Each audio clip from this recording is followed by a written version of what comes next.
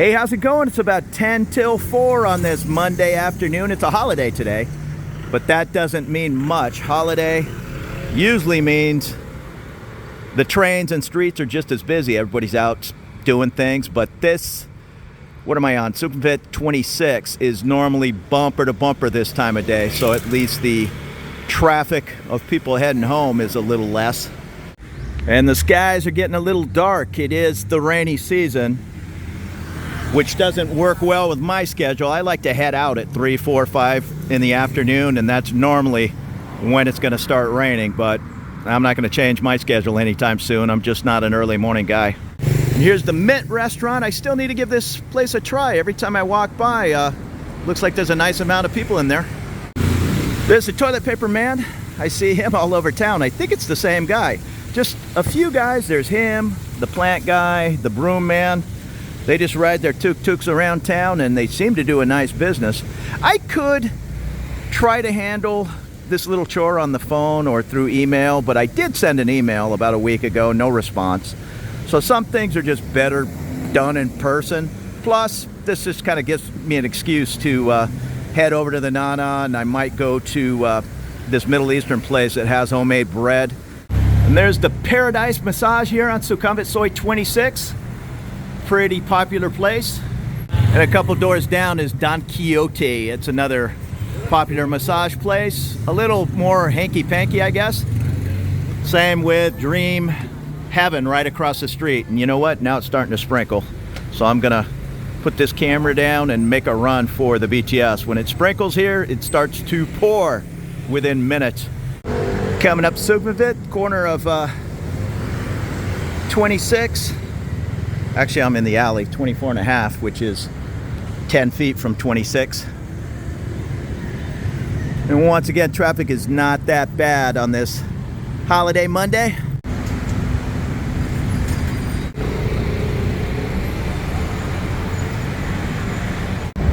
It's still hot, even though it's catching a little bit of raindrops. It still has to be over 90 degrees.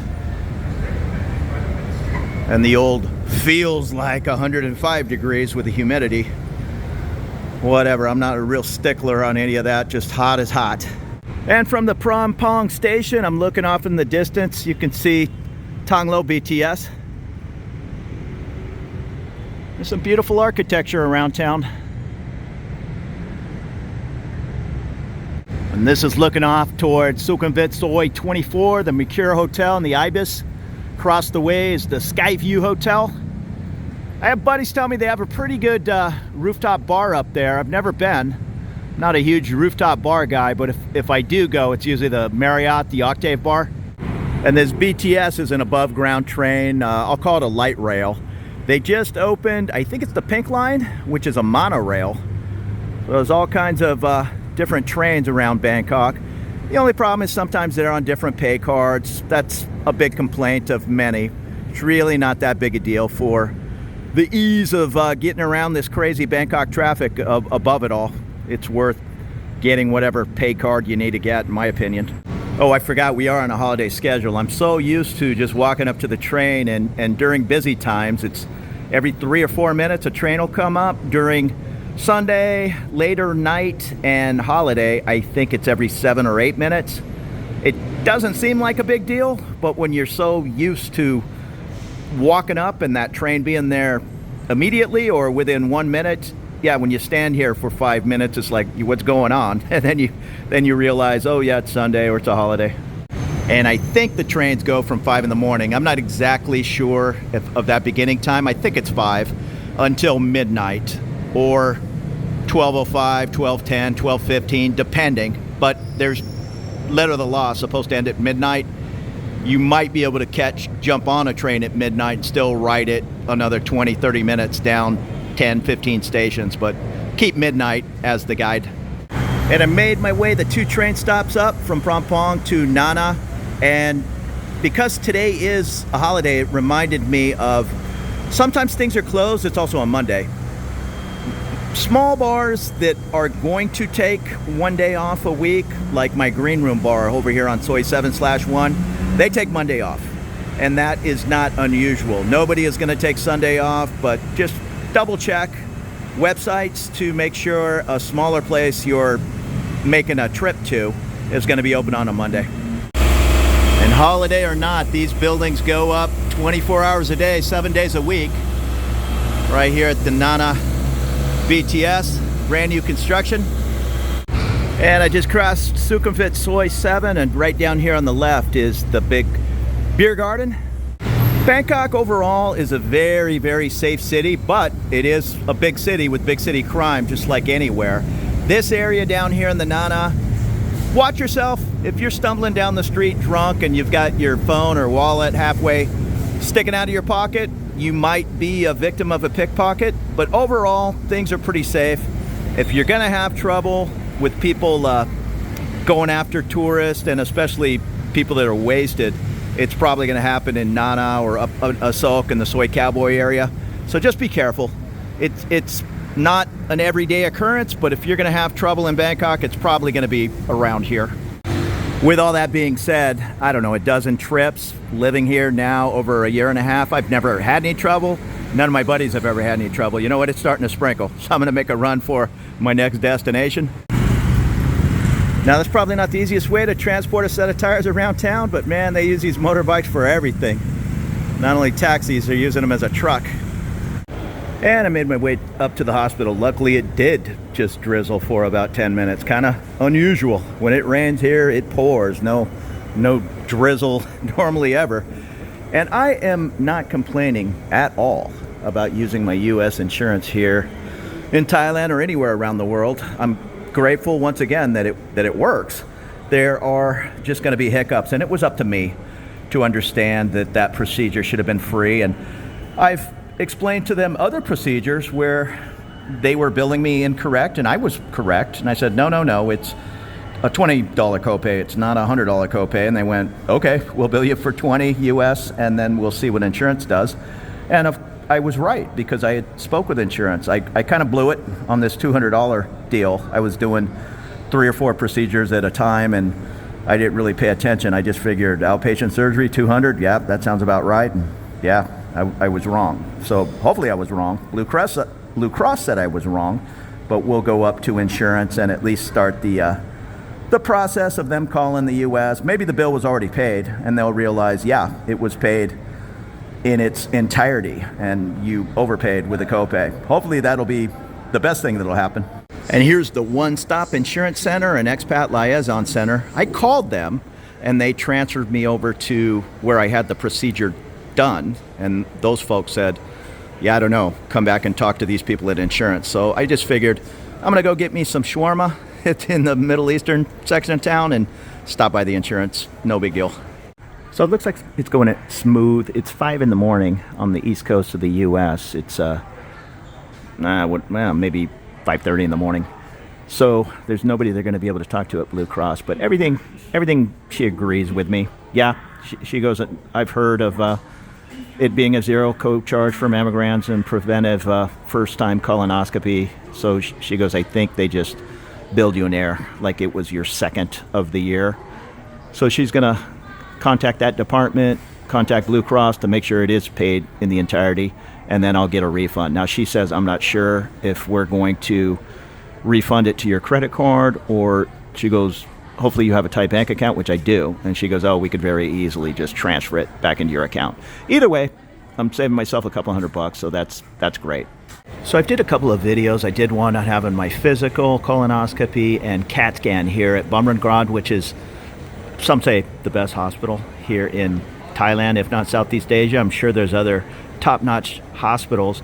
But if you're coming from the US, I don't know how it works with UK or Australian insurance or other parts of the world. In the US, you need to, I'm sure it's the same, you need to be in an approved in-network hospital, if that's here in Thailand or Japan or anywhere in the world, for them to do the billing and that kind of thing. Otherwise, you have to pay the entire bill and then submit it to your insurance, in my case, Blue Cross, for reimbursement. Now, my colonoscopy, off the top of my head, when everything was said and done, the doctor's visits on and on, I want to say it was 80,000 Thai baht, which is about 2,200 US dollars.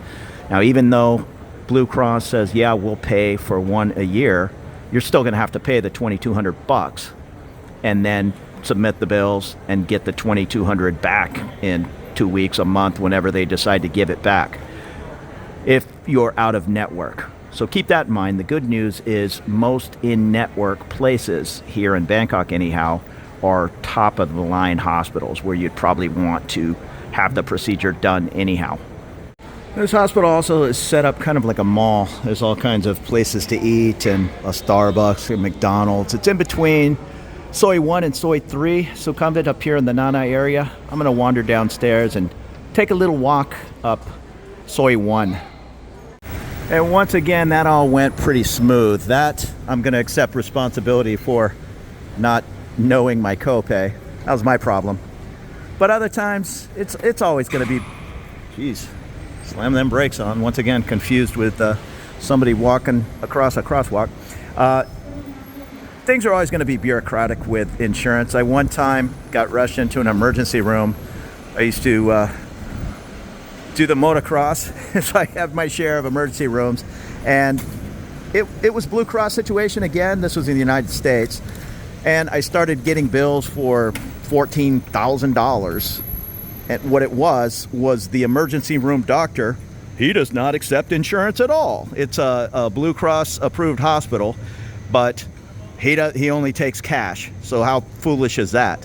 You ended up having the Blue Cross argue with his billing service, and when all was said and done, he agreed to take Blue Cross payment, what they would have paid him had he accepted Blue Cross. So there's some of those games. I don't know if maybe just a small percentage of people would have just paid his $14,000 bill instead of Blue Cross paying him $6,000 or whatever it was. I'll make up the numbers. But you just always run into bureaucracy with insurance. I don't care if it's going to be in California or here in Bangkok. There's going to be small issues. Can't let it bother you.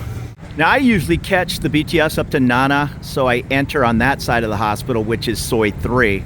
This is the backside, which is Soi 1.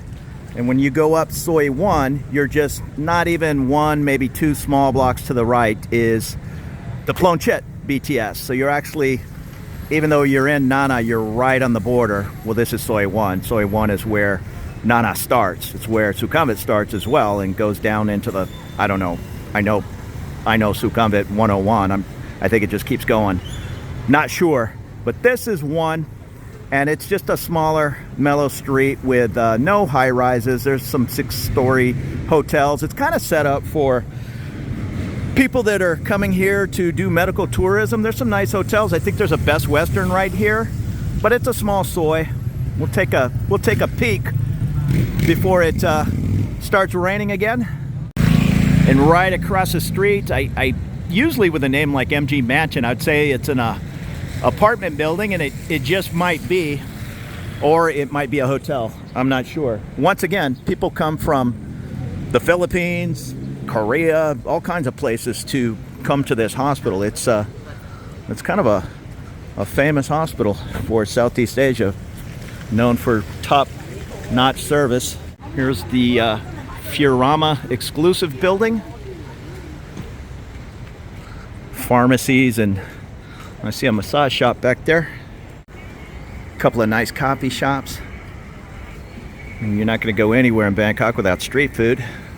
And here's the Aspira. I see it says special rates, daily, monthly, yearly stays. And it also, I think, is affiliated with iCheck-ins. You'll see those all over town. And here's the Best Western Plus, Sukhumvit number 1. Not really in the tourist area. You're not that far, but you're a 5-6 block walk to, say, the Nana Plaza area. I would say this hotel is more for people that are bringing people to the hospital, checking them in, and they need a place to stay nearby. But if you can get a good deal on, say, miles and points, you're not a crazy distance away from anywhere in Bangkok. You're just not right in the center of action. We'll put it that way. And right across the street is, by the looks of the balconies and how close the apartments are together, I'd say fairly small places, but maybe a lot of the hospital workers live in there and just walk the 100 feet to the hospital. And then right next door up this little alley is the BH Business Hotel. Daily, weekly, monthly, Soi 1. We'll walk back there and see what it has to offer. It's right on the side of the freeway or toll road. See, I like getting out and exploring these different alleys. It looks like that might be abandoned, but beautiful home. I mean, size-wise, right in the middle of Bangkok. And here's a hostel, the Bonichi, daily, monthly. Looks pretty basic accommodations. And then that business hotel is down here and to the right. And here it is, tucked away back here, the BH Business Hotel. I mean, I can hear the roar of the toll road, but that might mean you get a nice affordable rate. There's nothing wrong, in my view anyhow, with staying at some of these more affordable, older places. You don't have to look at booking.com or hotel.com and, ooh, this trip's gonna, you know, $200 or $220 a night at the Marriott. This trip's gonna add up. No, I mean, just get out here. I mean, it's gonna not be luxurious, but there's plenty of $20 a night places that will do just fine, and get out and explore the city. Who cares? You're not moving into this place permanent. You're just staying here for 3 or 4 days. And there's one of the 3 major towers of the hospital in between Soi 1 and 3. Came down this little alley, so I'm gonna head back off to the left, but I know it dead ends in about 1 block. Then we'll turn around and head back up towards Sukhumvit in the BTS Plon Chit area. Oh no, it's shorter than I thought. It dead ends right there. There's a fancy restaurant off to the left there, and then just a couple of coffee shops on the right. And this is some kind of an office center, maybe some medical buildings. They also have the Bossy Cafe and Club in there, and a 7-Eleven.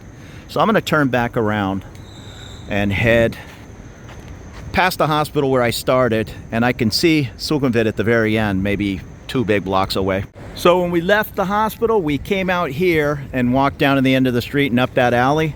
So now we'll start back up, heading towards Sukhumvit, up on Soi 1. Right here is the Run Rudy condominium.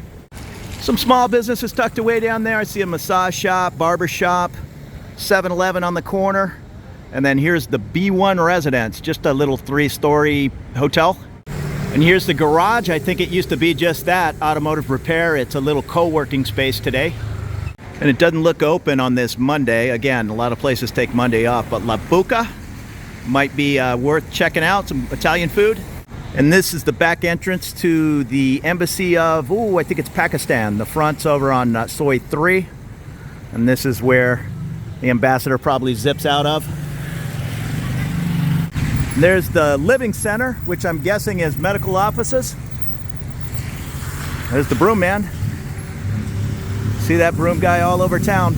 And here's some more, which I'm gonna guess are medical offices within feet of the hospital. And you know what? I take it back. These are not medical offices. This is part of Bumrangrad's parking center, a 7-story car park. Probably a little cheaper than parking directly at the hospital or for overflow, or maybe even for employees, who knows. And here's a nice art gallery right across the way from some Muay Thai training. And you can see the BTS train up there pulling into the Plon Chit station, which the Novotel Hotel, it's right at the base. So we're on Soi 1. You're actually closer to Plon Chit than Nana.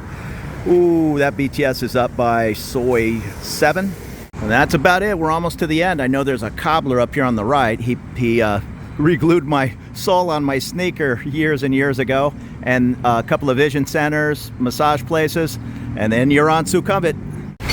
And here's the shoe guy right on the corner of Soi 1. And now we're back up busy Sukhumvit, and this is where it all starts. Soi 1, and then heads down the line. Oh, I did make my way back up here to Soi 3/1, and affectionately known as Little Arabia. I'm gonna go find some food.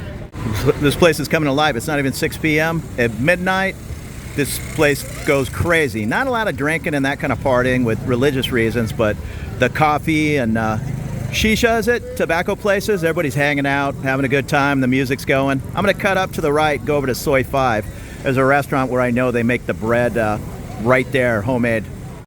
You'll find people from all over the Middle East here. There's all the food. I see Nepalese, Bangladeshi, Iraqi. You'll find everything in this area. Not only just Arabic food, you're going to find everything. There's Somalian food, from all over the place. It's a great little area. They also make up perfumes. And every time I walk by this tattoo by Jimmy Wong, well, it does say open by appointment only. So I cut through 3/1 through this little business and popped out here on the busy Soi 5. That's a Gulliver's Sports Bar. There's also Gulliver's down in Pattaya, but this is the one in Bangkok. Plenty of places to stay, hotels, condos. And down here on the right is Foodland. Pretty famous lunch counter for really good $1.50, $2 meals. But I am gonna head, I gotta find it. I think it's just past the Foodland on the right is this little place. It's Arabic food, but he's making, it's called naan on the menu, which I always thought was Indian, but whatever it is, it's delicious bread. And again, I don't know how politically correct it is. They call this area Little Arabia. It's more, I would say more for the Muslim tourists, and I'm sure people that live here. There's all kinds of cool little coffee bars and things like that, more than bar after bar after bar. And here's the Foodland, open every day, 24 hours, and the lunch counter's just right as you walk in. That little place I'm going to is right there. They make their own bread. Yeah, there's the wood-fired oven. They probably have it all made up for the day. I know they package it up, and I've seen those packaged at other restaurants around the neighborhood. So this must be the bakery guy as well, getting ready with the shawarma for the evening crowd. So I'm gonna get a bite to eat, enjoy a little early dinner here at whatever time it is, 5:45 maybe. All right, so I'm full. I just had some shawarma at my place here on Soi 5. I guess it's Hafid Restaurant and Cafe. Really delicious food. Thank you so much for following me around my little walk around Bangkok today, and consider subscribing for more walks and looks around town, getting lost in the back alleys, and learning as I go.